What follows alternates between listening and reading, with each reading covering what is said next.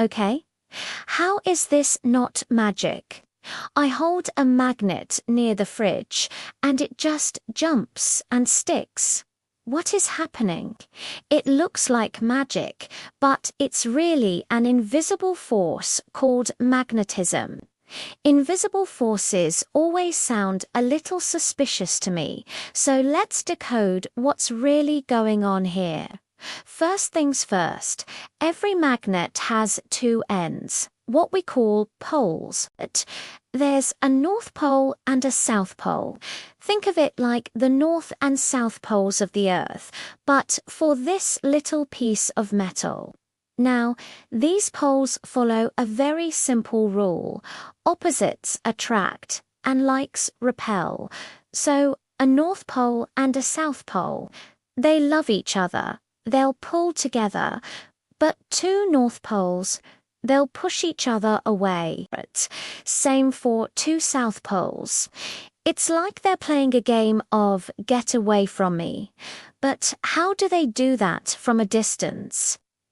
This is where the magic, or rather the science, really happens. Around every single magnet, there's an invisible area of influence. We call this the magnetic field. It's like a force field that extends out from the magnet, ready to push or pull on things that come near it. You've probably seen diagrams in science class with all these curved lines looping around a magnet. Those lines aren't just for decoration. They represent this magnetic field. They show us the direction and strength of the magnetic force. Think of them as invisible pathways of power.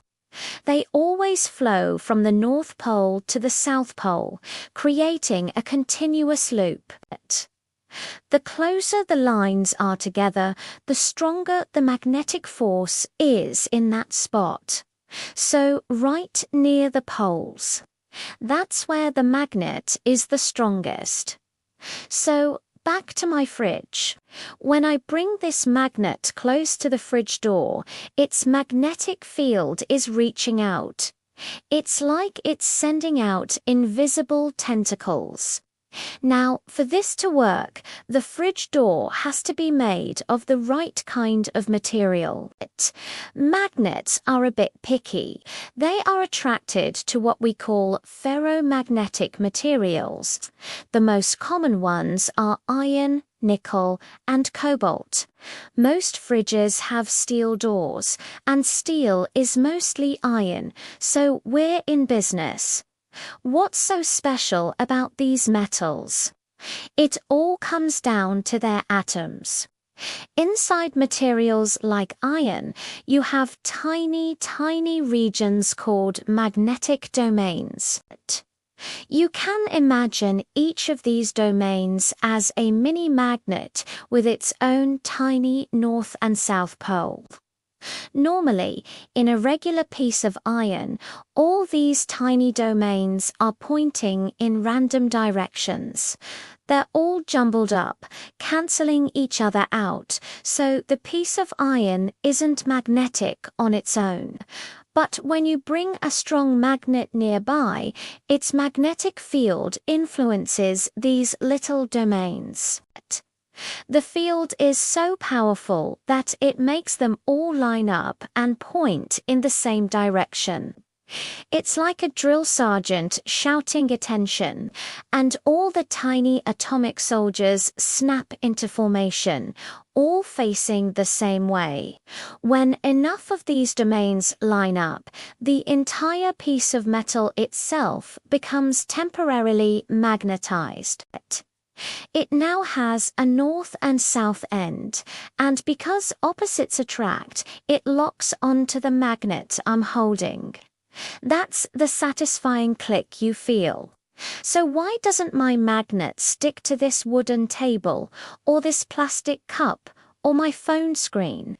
Well, the atoms in materials like wood, plastic, and glass just don't have this ability. Their atomic structure is different.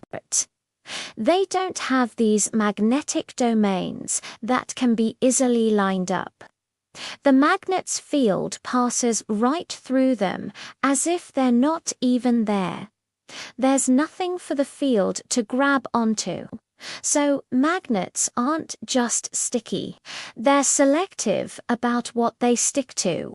They are only interested in materials that are willing to play their alignment game. This same principle explains why magnets can also push each other away. If you try to force the two north poles of two different magnets together, you'll feel a very real resistance. You're trying to push against their magnetic fields. The field lines coming out of the two north poles are pointing at each other.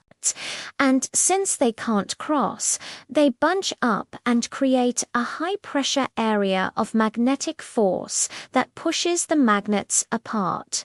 It feels like you're squeezing an invisible spring between them. It's the same invisible force, just pushing instead of pulling.